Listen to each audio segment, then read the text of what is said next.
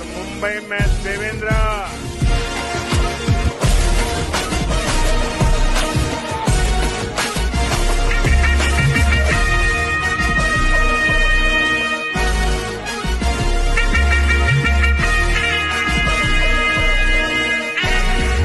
दिल्ली में नरेंद्र और मुंबई में देवेंद्र।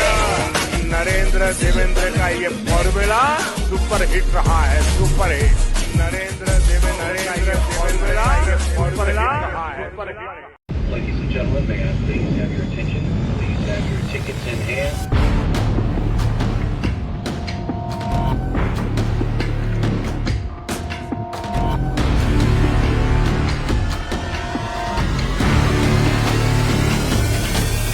अपनी कुर्सी की पेटी बांध लीजिए।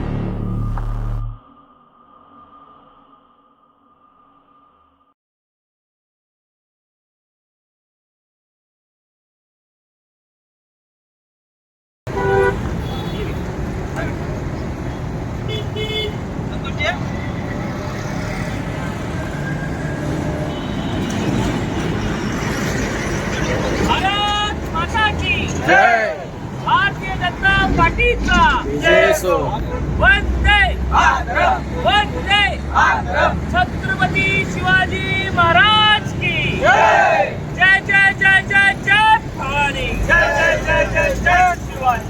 नमः पार्वती पते, हर हर महादेव।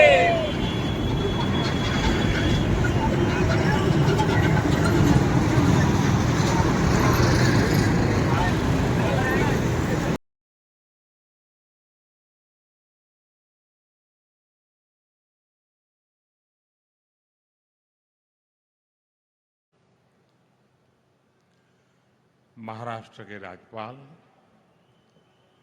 श्रीमान आचार्य देवव्रत जी, यहाँ के लोकप्रिय मुख्यमंत्री देवेंद्र फडणवीस जी, केंद्रीय मंत्रिमंडल के मेरे सहयोगी रामदास आठवले जी, के.आर. नायडू जी, मुरलीधर मोहोल जी, महाराष्ट्र सरकार के उप मुख्यमंत्री एकनाथ शिंदे जी, अजीत पवार जी, अन्य मंत्रीगण, भारत में जापान के राजदूत केइची ओनो जी, अन्य महानुभाव, भाई और बहनों, विजयादशमी झाली, कोजागरी पौर्णिमा झाली आणि आता 10 दिवसांनी दिवाळी। तुम्हाला या सर्वांसाठी खूप खूप शुभेच्छा देतो।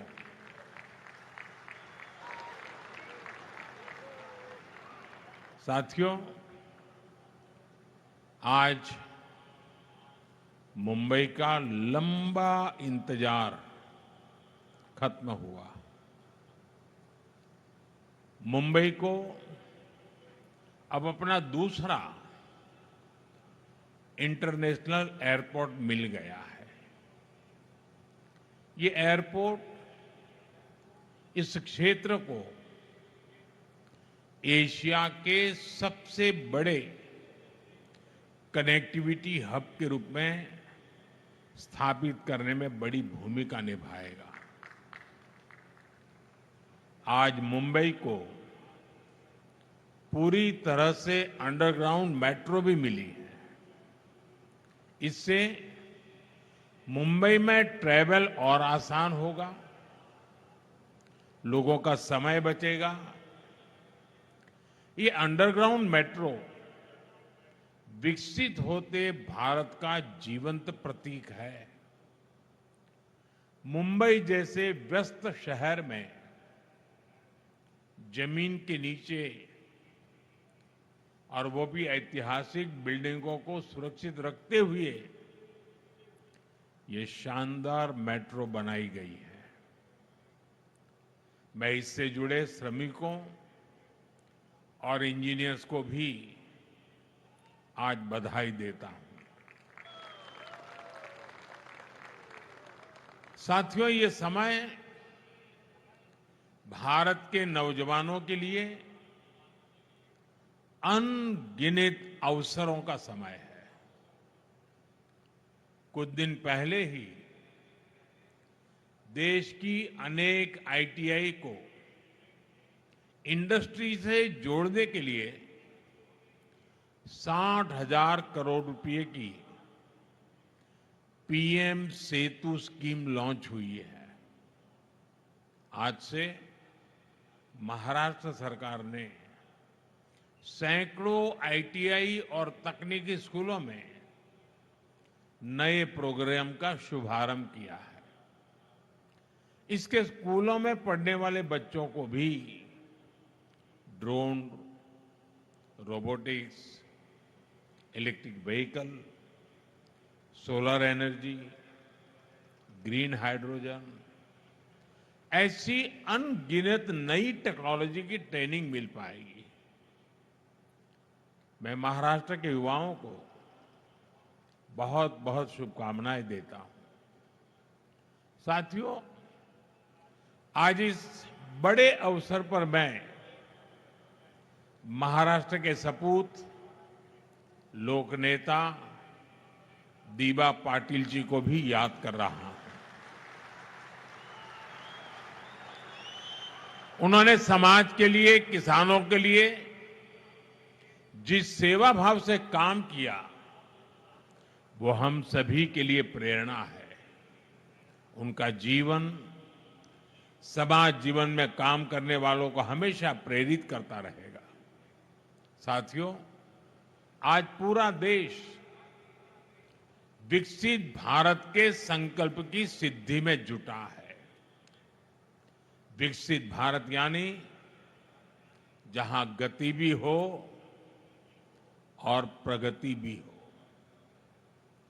जहां लोक हित सर्वोपरि हो, जहां सरकार की योजनाएं देशवासियों का जीवन आसान बनाए।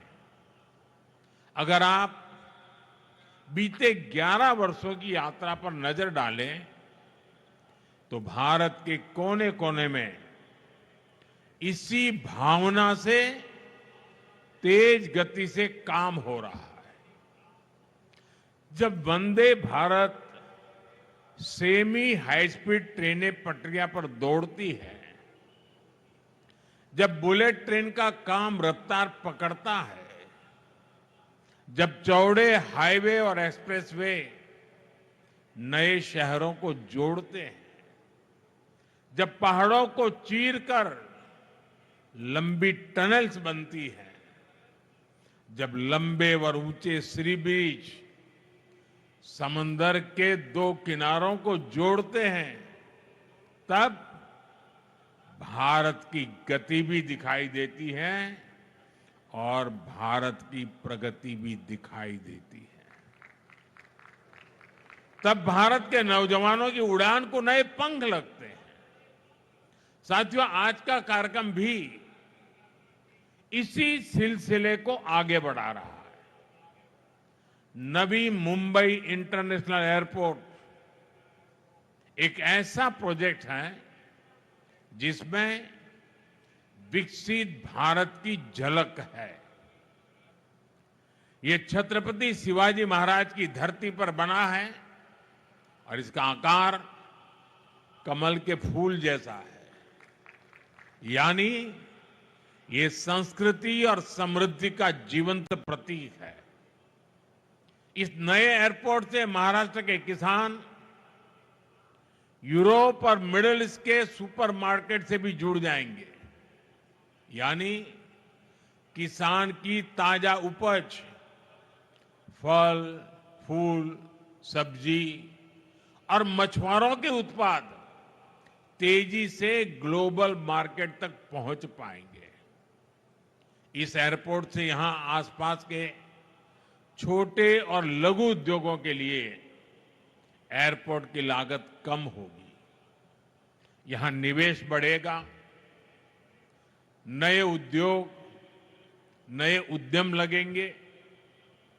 मैं महाराष्ट्र और मुंबई के सभी लोगों को इस एयरपोर्ट की बहुत बहुत बधाई देता हूं।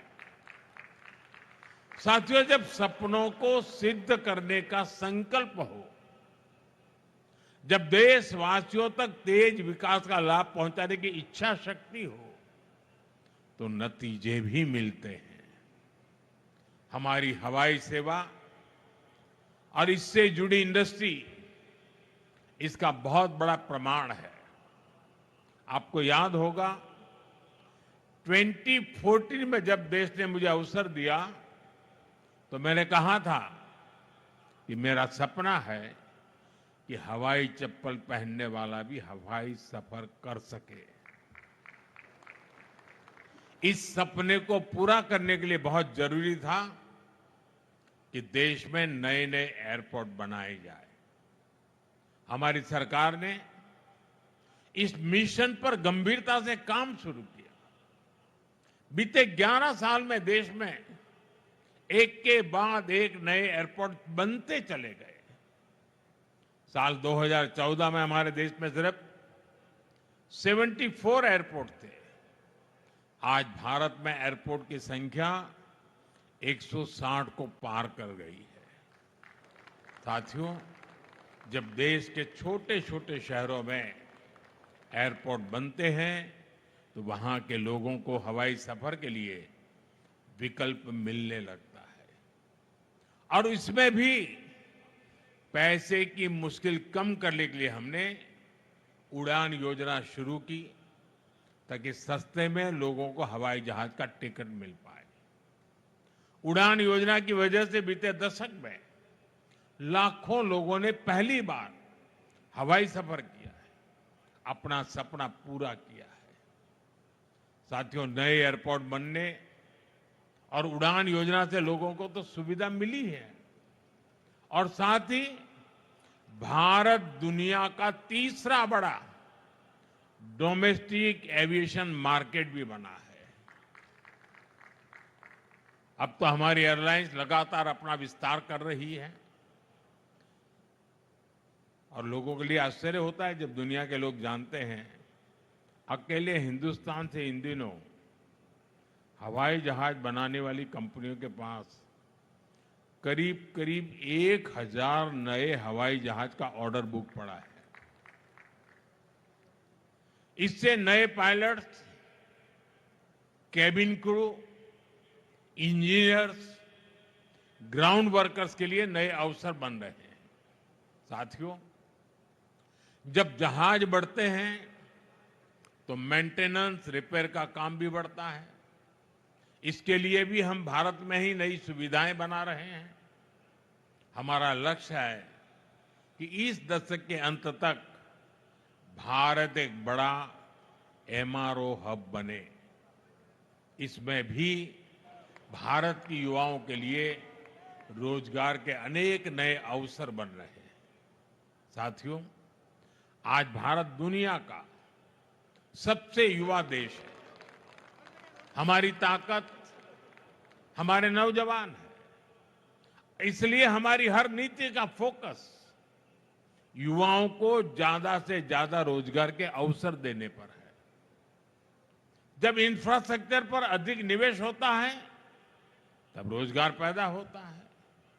जब 76,000 करोड़ रुपए की लागत से वाडवण जैसा पोर्ट बनता है तब जाकर के रोजगार पैदा होता है। जब व्यापार बढ़ता है, लॉजिस्टिक्स से जुड़े सेक्टर को गति मिलती है, तब अनगिनत रोजगार बढ़ते चले जाते हैं। भाइयों और बहनों, हम उन संस्कारों में पले बड़े हैं जहां राष्ट्र नीति ही राजनीति का आधार है। हमारे लिए इंफ्रास्ट्रक्चर पर लगने वाला एक एक पैसा देशवासियों की सुविधा और सामर्थ्य को बढ़ाने का माध्यम है। लेकिन दूसरी तरफ देश में एक ऐसी राजनीतिक धारा भी रही है जो जनता की सुविधा नहीं, सत्ता की सुविधा को ऊपर रखती है। ये वो लोग हैं जो विकास के काम में रुकावट डालते हैं, घोटाले घपले करके विकास के जुड़े प्रोजेक्ट्स को पटरी से उतार देते हैं। दशकों तक देश ने ऐसे नुकसान को देखा है। साथियों, आज जिस मेट्रो लाइन का लोकार्पण हुआ है, ये उन लोगों के कारनामों की याद भी दिलाता है। मैं उसके भूमि पूजन में शामिल हुआ था। तब मुंबई के लाखों परिवारों को उम्मीद जगी थी कि उनकी परेशानियां कम होगी। लेकिन फिर कुछ समय के लिए जो सरकार आई, उसने ये काम ही रोक दिया। उनको सत्ता मिली, लेकिन देश को हजारों करोड़ रुपए का नुकसान हुआ। इतने सालों तक असुविधा हुई। अब ये मेट्रो लाइन बनने से 2-2.5 घंटे का सफर 30-40 मिनट में हो जाएगा। जिस मुंबई में एक एक मिनट का महत्व है, वहां 3-4 साल तक इस सुविधा से मुंबईकर वंचित रहे। ये किसी पाप से कम नहीं है। साथियों, पिछले 11 वर्षों से देशवासियों का जीवन आसान बनाने पर, ईज ऑफ लिविंग पर बहुत अधिक जोर दिया जा रहा है।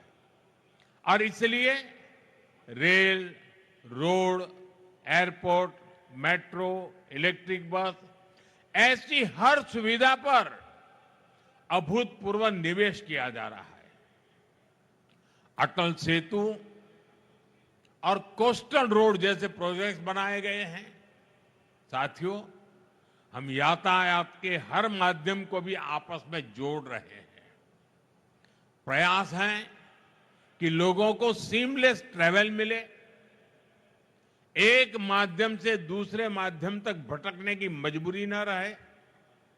आज देश वन नेशन वन मोबिलिटी की दिशा में आगे बढ़ रहा है। मुंबई वन ऐप भी इसी दिशा में एक और प्रयास है। अब मुंबई वालों को टिकट के लिए घंटों लाइन में खड़ा नहीं रहना होगा। मुंबई वन ऐप से एक बार टिकट लो और उसी टिकट से लोकल, बस, मेट्रो या टैक्सी सब में सफर करो।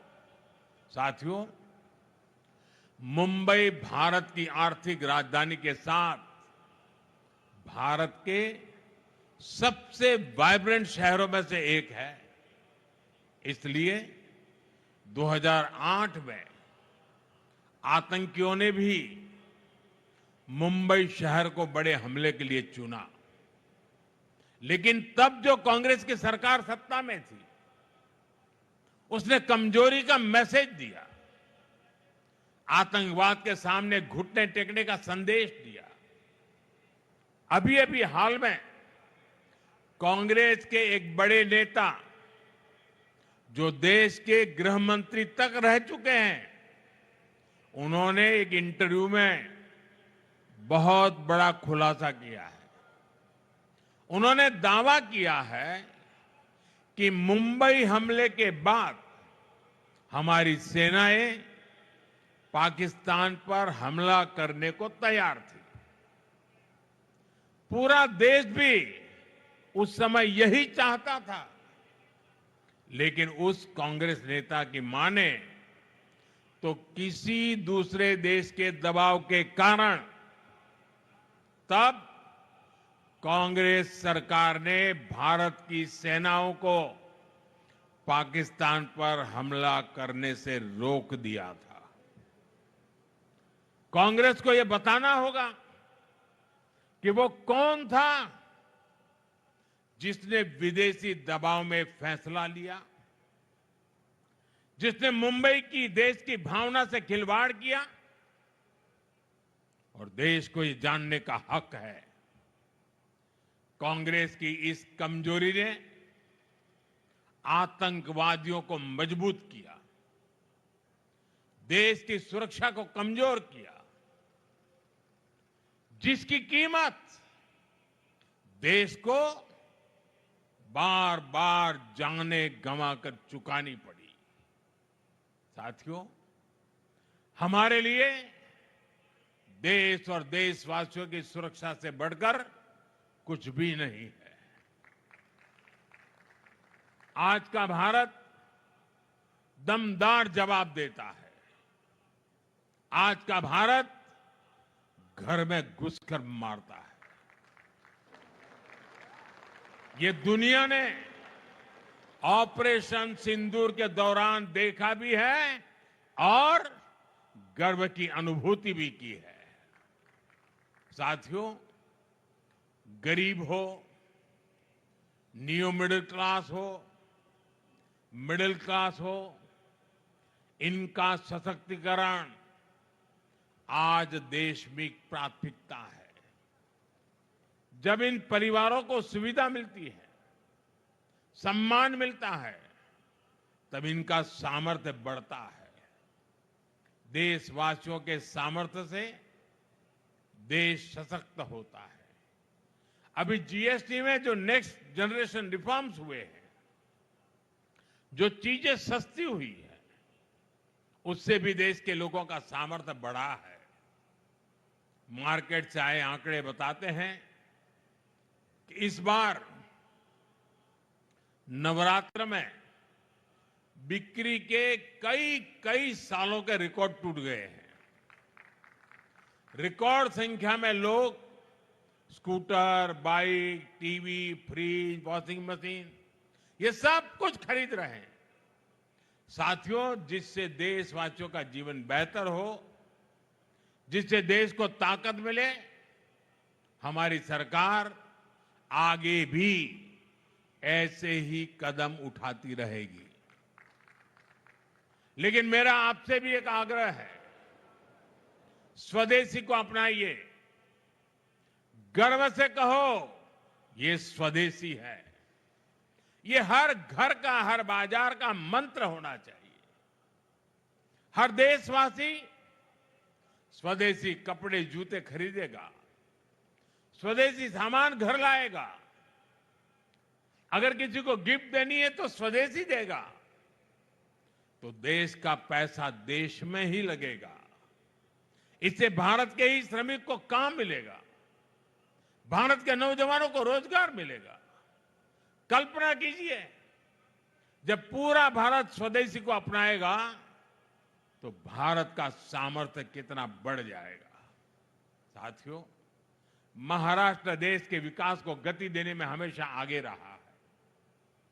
एनडीए की डबल इंजन सरकार महाराष्ट्र के हर नगर, हर गांव का सामर्थ्य बढ़ाने के लिए निरंतर काम करती रही। एक बार फिर से आप सभी को विकास कार्यों की बहुत बहुत बधाई देता हूं। आप सबको अनेक अनेक शुभकामनाएं देता हूं। मेरे साथ बोलिए, भारत माता की। दोनों हाथ ऊपर करके विजयोत्सव मनाइए। भारत माता की, भारत माता की। बहुत बहुत धन्यवाद।